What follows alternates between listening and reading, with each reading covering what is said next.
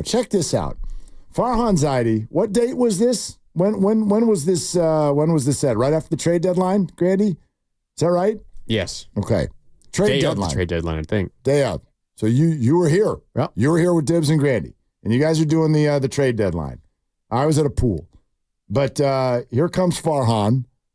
And as you listen to this, realize that the Giants, just earlier today, have sent Marco Luciano back down to the minors. I'm not fighting that. Got to run a ball out. You got to run a ball out. He stopped twice and got thrown out in a one-run game.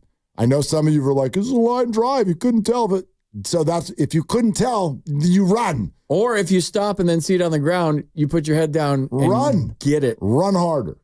So the Giants are sending him a message, in addition to the fact that he still looks lost at the plate. But listen to this on the trade deadline from Farhan Zaidi.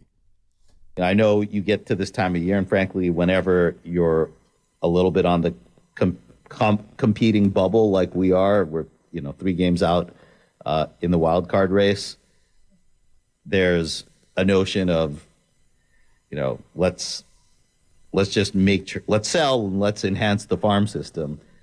But you can have all the prospects you want. It's not going to matter until you actually create opportunities for them, right? So you can go out and get a bunch of guys, but if you're not willing to do some of the things we did over the last couple of days to create opportunities for those guys, it's just not going to have a chance to impact your major league team. So, really to answer your question, I would say I think what fans want to see, I think what we can hang our hat on as an organization is the progress of young players coming up and impacting us. And I named 3 guys, and that's not including, guys like Eric Miller and Brett Wisely that were acquired into this organization, but are young players who have a chance to be here for a long time. So the more of that, the more we have guys coming up, establishing themselves, like a Pat Bailey did last year, I think that's where the progress is coming from.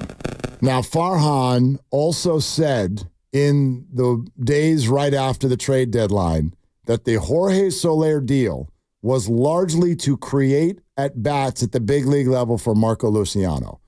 22 at-bats later, he has been sent down. Again, I'm not arguing it because that message, I agree with you, FP, needed to be sent. However, what I'm hearing from you, and the more I think about it, I don't know how many times this year the Giants have been like, this is what we're doing. And then like 8 days later, they're like, all right, scrap that. Now this is what we're doing. And then that doesn't work. And then we rinse and repeat and over and over again. They keep changing what they're doing when it doesn't work for 2 seconds. Can I ask? I'm going to make you say it, so I'm going to ask you. Let's go. What does that tell you? It tells you that they don't have a philosophy. At least not one that they're willing to stick to. And I actually think that was the definition of this regime before. It was a philosophy a lot of people didn't like, but at least they had one. I think now it tells me that somebody has abandoned philosophy in an effort to save a job. And now we're just going to do whatever the hell feels right in that moment to sort of placate what everybody's saying and what they're seeing. We're about the young guys. No, we're not. We're about power. No, we're not. We're about speed. No, we're not. We're about pitching and defense. No, we're not. We're just, yeah. We're not stuck to anything. I'm trying to figure out a way to say this, but I'm just going to say it. Great leadership is firm in their beliefs. Correct. I find that to be the hardest thing about parenting. What did Brian Sabian do? The same damn thing. He traded prospects for veterans. He got good pitching, had good defense, and they won 3 World Series. Yeah. And he did the same thing every year. And be willing to make a mistake. So I'm not comparing that. I'm just saying, like, so if you're going to give at-bats, maybe you give those at-bats, and those, when Farhan says opportunity, every time you step foot on a major league field, it's an opportunity. Whether it's one at-bat and pinch hit roll in a 15-0 game, or it's a spot start every 10 days, it's an opportunity. So Marco Luciano was given an opportunity, and he didn't take advantage of it. Whether it was because he didn't run a ball out or because his at-bats were overwhelmed, he was DHing, apparently loving the DHing, and had to like be told to go out and practice some ground balls at shortstop every now and then. For real? Yes. Come on, man. Like these are things that Farhan is right. He gave Marco Luciano. I don't understand the infatuation with this kid. And maybe I'm spoiled because I've been around a Bryce Harper and a Juan Soto, and when those guys got their day when they were 19 years old, I saw them take advantage of opportunity. But I just like, I tweeted the other day about running to first. You always have to run hard, period. And I got all these responses, get off the kid. He plays hard. He runs to first hard every time. I don't care if he runs hard to first 99 times out of 100. The one time he didn't, because, he thought he caught it. Fine. We all stop when we think a line drive is caught. But then when we see the ball on the ground, we all put our head down and bust our ass to first. He jogged after that. And he was thrown out by half a step because you had to get the rolling ball, get up, make a throw across the infield. That all takes time. And in a game where first base was precious against two stud lefties, I mean, that's a recipe to get sent down. By the way, I know exactly. But I don't understand. I'm not seeing it with this kid. I'm not getting on him. He's a wonderful human being. If you see him in the dugout, he's a sweetheart. But like, I'm not seeing the giant fandom infatuation with this guy. Oh, he can hit it a ton. I haven't seen it. I think it's over. I just haven't seen it. I think it's over.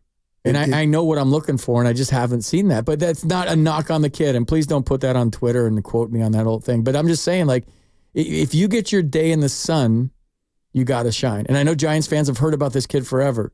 But, like, when you get here, you got to have that eye of the tiger. Yeah, man. He's going to go back. Just screw you. I'm going to find a way to beat you, and this is my job, and you're not taking it from me.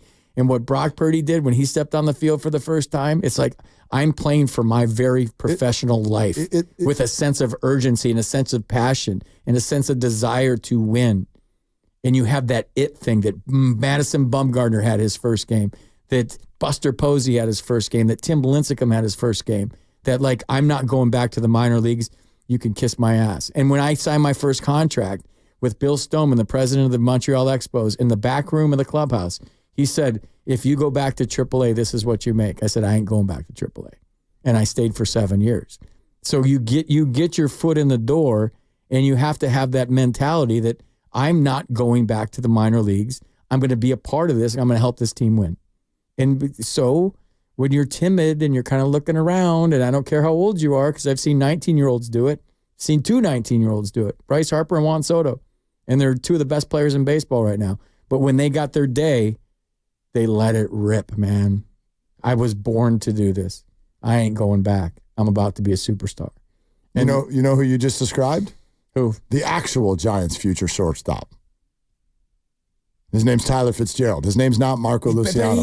No, because he was timid at first too. Well, he was tiptoeing around. He got picked off by Blake Trinan, and he was walking around like, I don't know if I'm good enough. And then all of a sudden something clicked, and now he's playing like he's standing taller. He's walking through the door as the tallest guy in the room. But when he first got called up, he was tiptoeing around. It doesn't mean that they're not going to make some mistakes. My point is he's made good on his opportunities, because I even look back. Sure, he got picked off, whatever. You see him a lot more than I do around the clubhouse. Maybe he looked timid to you.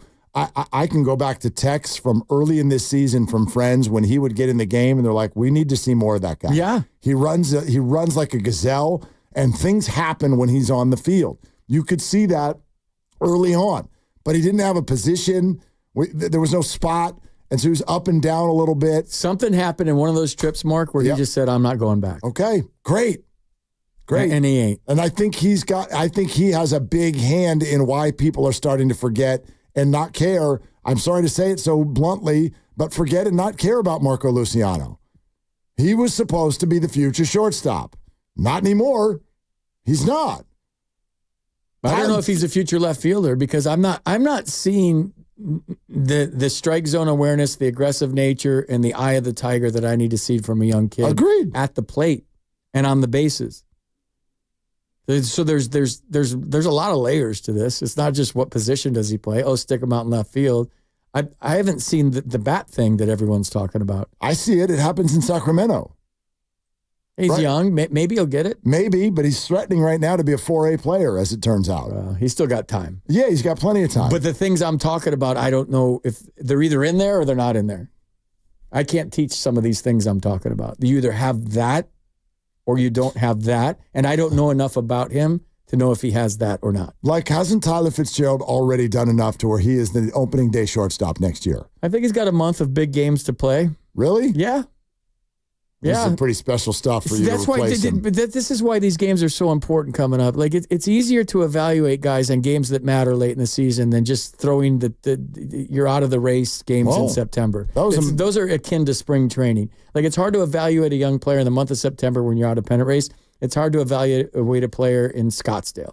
When the Giants fell down 3-1 last night, that felt like a hell of a gut punch because they had cut it to 2-1, and then Harrison went out, gave up a big tank. Suddenly it was 3-1 again, and you're like, God, the way they're scoring runs.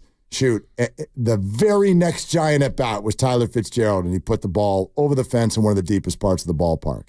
Like, that is the evaluation that we're getting of Tyler Fitzgerald in big games. He is performing. I get that he's still very young, and this is still very, very early. But to me, right now, he's done enough to warrant a very lengthy look as the future shortstop of this team that very likely bleeds into next year. I would argue I would go out and get an A-list shortstop and put Tyler Fitzgerald at second. That's fine. I don't care where you put him, but like, he's in the lineup. Yeah. He's in the lineup to start next year. And if he ever learns to put the ball in play and he gets better bat-to-ball skills with 2 strikes, he'll hit 300 in sleep, and he might win a batting title with his speed. Yeah. I don't expect him to hit 20 home runs every year, though.